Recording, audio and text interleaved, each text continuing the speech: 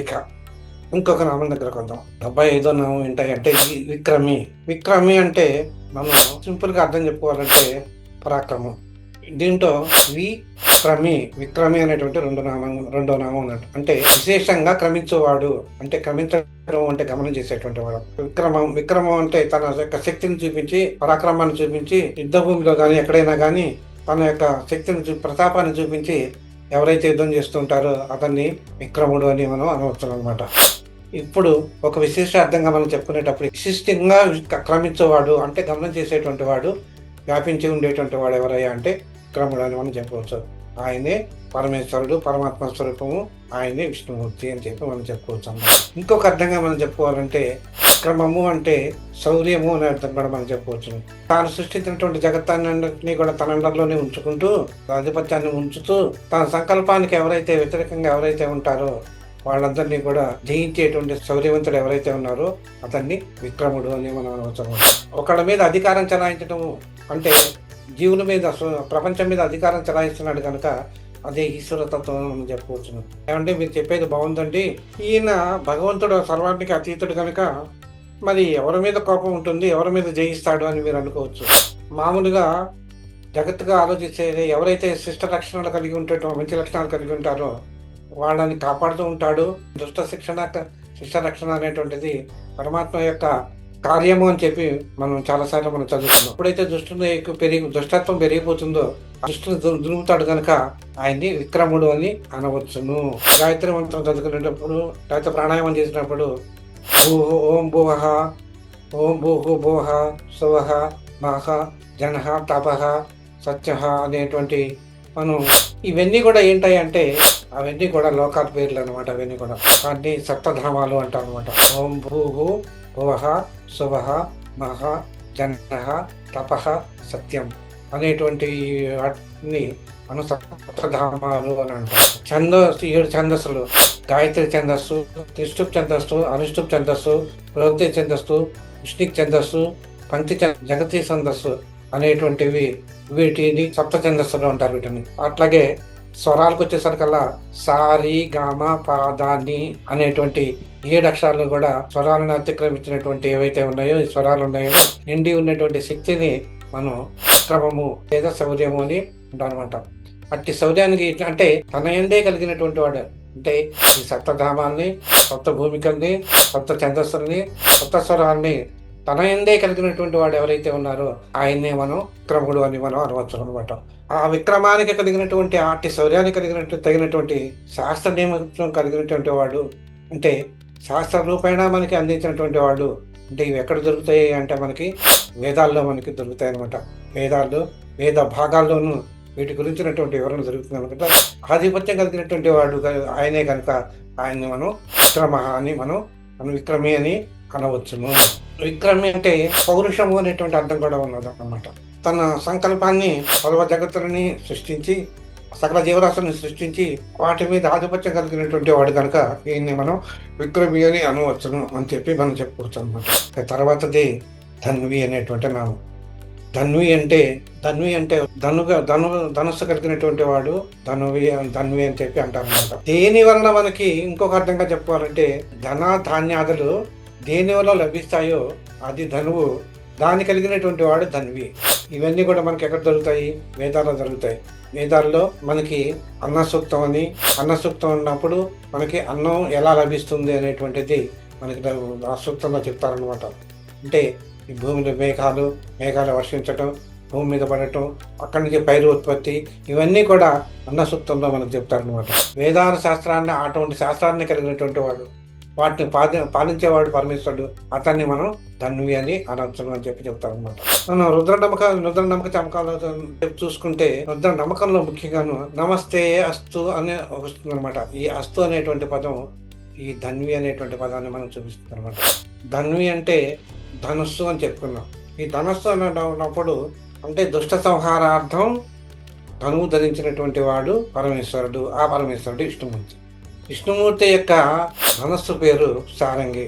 మనలో ఉండేటువంటి ధనస్సు ఎప్పుడైతే ఉందో బాణాలు ఉండాలి, శరాలు ఉండాలి. ఇంద్రియాలు మా పరమేశ్వరుడు మనలోనే ఉన్నాడు అనుకుంటే ఏవైతే ఇంద్రియాలు ఉన్నాయో అవే బాణాలుగా ఉంటాయి, బాణాలు అని మనం చెప్పవచ్చు. దాన్ని నియంత్రించే శక్తి ఎవరికయ్యా ఉంది అంటే సారంగి అనేటువంటి ధనుస్సు కలిగి, అంటే ఇంద్రియ దూరత్వం అనేటువంటి లక్షణాన్ని పోగొట్టేటువంటి ఆయన్ని మనం ధన్వి అని అనవచ్చును. అలాగే రామావతారంలో రాముడు కూడా విష్ణు అవతారమే అని చెప్పుకున్నాం. రామావతారంలో రాముడు ధరించినటువంటి ధనుస్సుని ఇక్కడ కూడా దుష్ట సంహారం చేశాడు. ఆయన అనేక మంది రాక్షసులను సంహరించాడు. ఆయన ధరించినటువంటి ధనువు పేరు కోదండము. ఆ అధర్మపరుని శిక్షించాడు కనుక ఆయన్ని కూడా మనం ధన్వి అని అనవచ్చును. ఇలా దుష్ట సంహారార్థం పరమేశ్వరుడు అంటే ఇక్కడ మనం విష్ణుమూర్తిగా చెప్పుకుంటున్నాం కనుక విష్ణుమూర్తి ధనువు ధరించి మనకి దుష్ట సంహారం చేశాడు కనుక ఆయన్ని మనం ధన్వి అని అనవచ్చును. ఇకపోతే ఈ ధన్వి గురించి ఇంకా కొంచెం చెప్పుకుందాం. మరి పరమేశ్వరుడికి కోపం రాదంటారు కదా, దేవుడికి అయిన తర్వాత భగవంతుడికి కోపం లేదు కదా, ఆయన కోపం ఎందుకు వస్తుంది అనొచ్చు. ఎప్పుడైతే తన యొక్క భక్తుల్ని కష్టపెడతారో దుర్మార్గులైనటువంటి వాడు, అప్పుడు ఆయనకి పౌరుషం వస్తుందంట. ఆ టైంలో ఆ పౌరుషం కొద్ది ఏం చేస్తాడనమాట, తన పరాక్రమాన్ని చూపించి ఆయన యొక్క వాళ్ళందరినీ కూడా దృష్టిని దుర్వాడతాడు అని చెప్పి మనకి శాస్త్రాలు చెప్తున్నాయి అనమాట. తన యొక్క సాటి లేనటువంటి పరాక్రమాన్ని చూపించడానికి వీలుగా ఆయన ఏం చేశాడనమాట, మనకి ఈ సారంగము అనేటువంటి ధనుస్సును ధరించినటువంటి వాడు విష్ణువు, కోదండాన్ని ధరించినటువంటి వాడు శ్రీరామచంద్రుడు.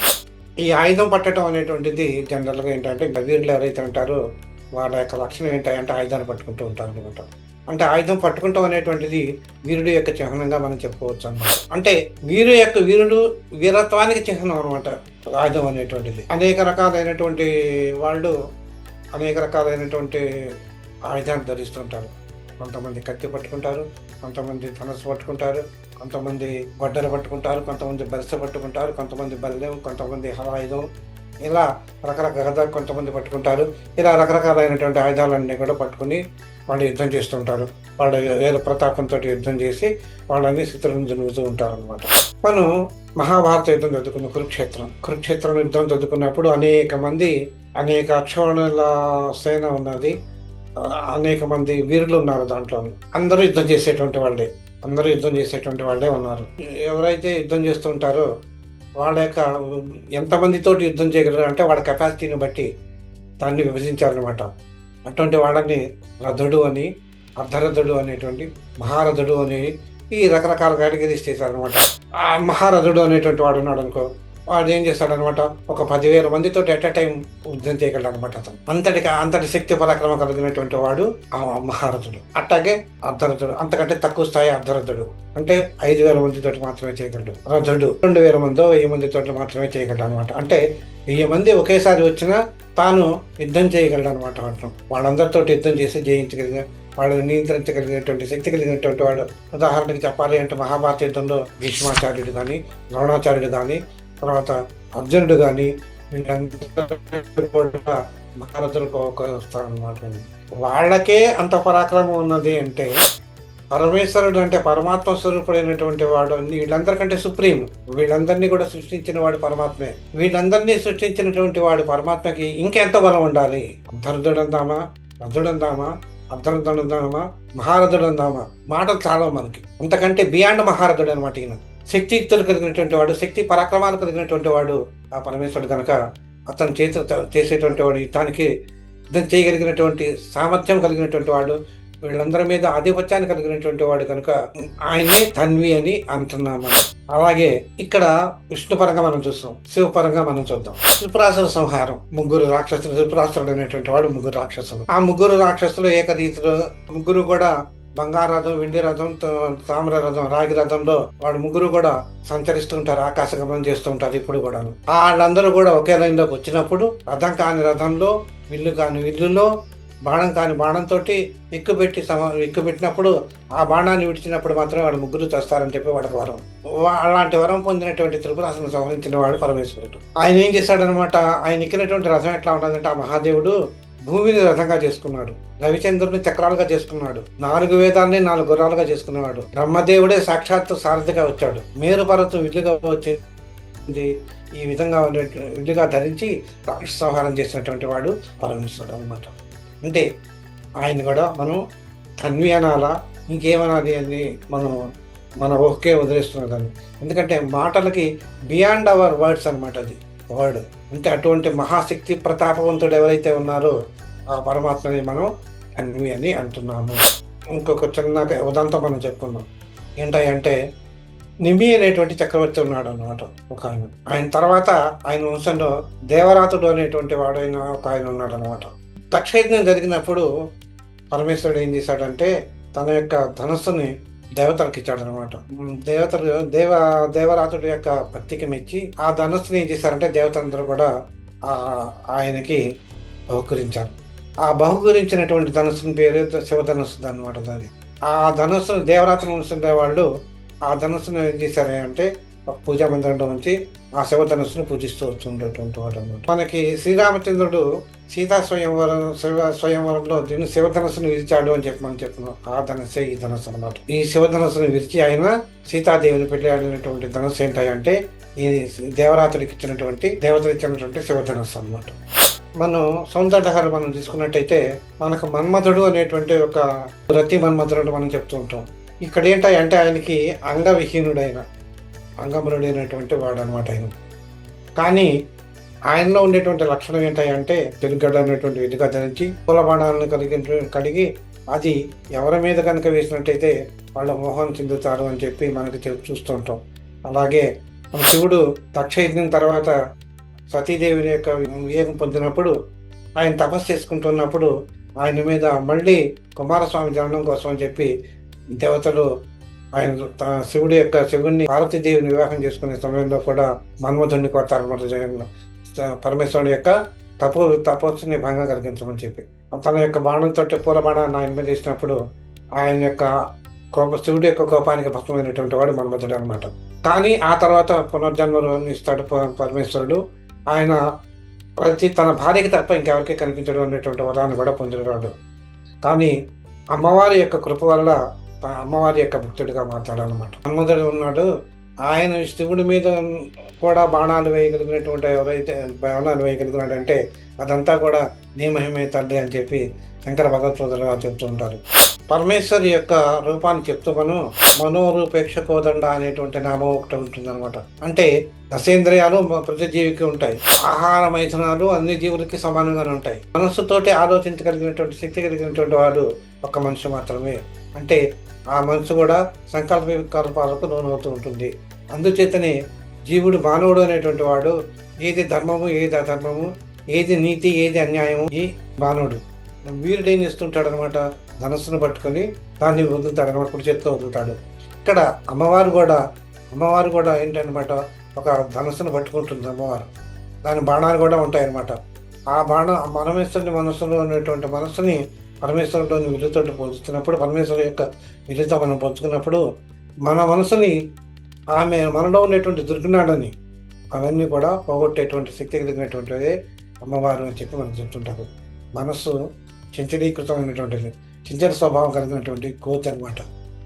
ఆ కోతి ఏం చేస్తుంటుంది, అటు ఇటు గెంతుతూ ఉంటుంది. మనసు నిశ్చలంగా కూర్చోదనమాట. అలాగే మన మనసు కూడా కోతి లాంటి దేవతలను పోలుస్తూ ఉంటారు జనరల్గా. మనసు ఎలా అయితే అమ్మవారి కృపచేత మనలో ఉండేటువంటి కోతి లక్షణం పోయి మనసు స్థిరపడి నిశ్చిత స్థితిలోనికి వెళ్ళినట్టే అవుతుంది. అంటే భక్తి పారవస్యంలో మనకి ఉండి మోక్షపదానికి మార్గం మనకి కలుగుతుంది.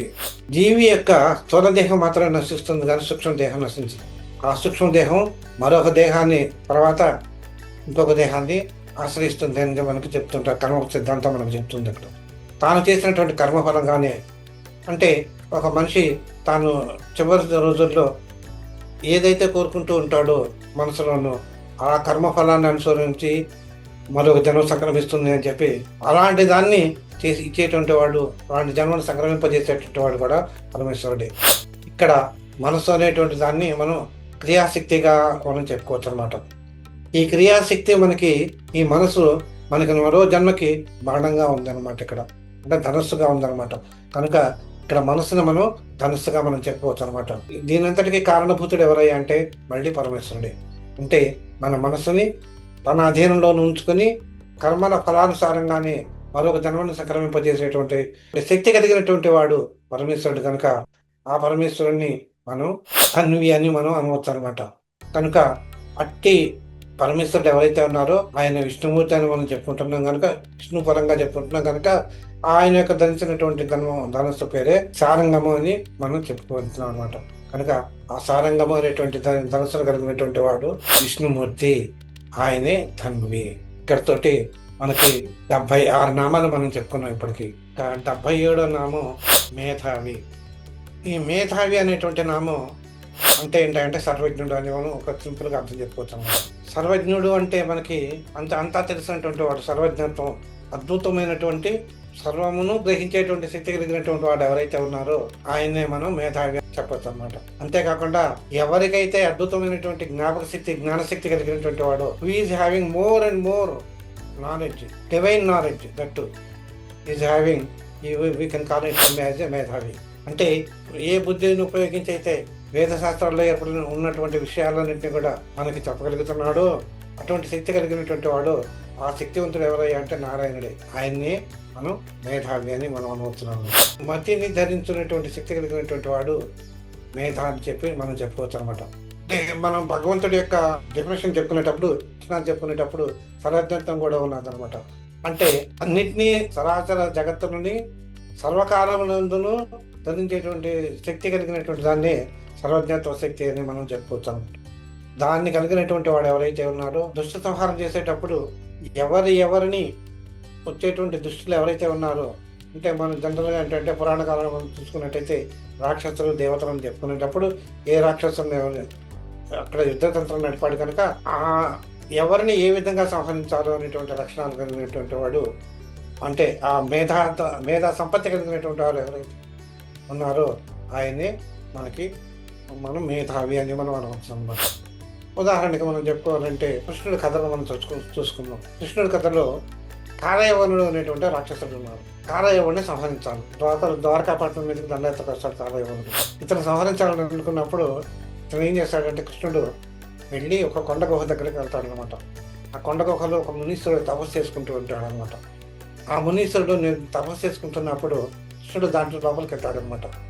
ఈ కాలయవనుడు రాక్షసుడు ఏం చేస్తాడు, లోపలికి వచ్చి మునీశ్వరుడు ఇక్కడ ఉన్న కృష్ణాను అని చెప్పి ఆయన తప్పు భంగం కలిగిస్తాడు అనమాట.